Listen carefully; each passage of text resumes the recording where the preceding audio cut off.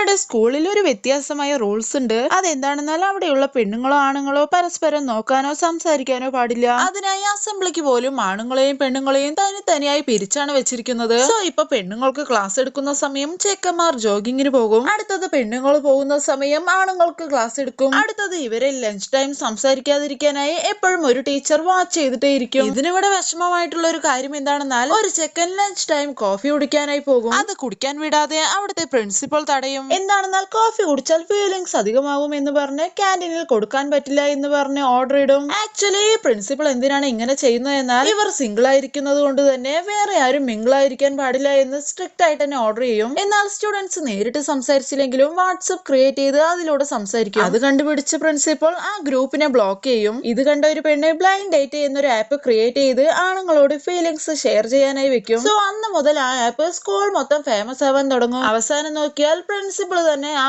App use ചെയ്ത് സിംഗിളിൽ നിന്നും mingle ആകും.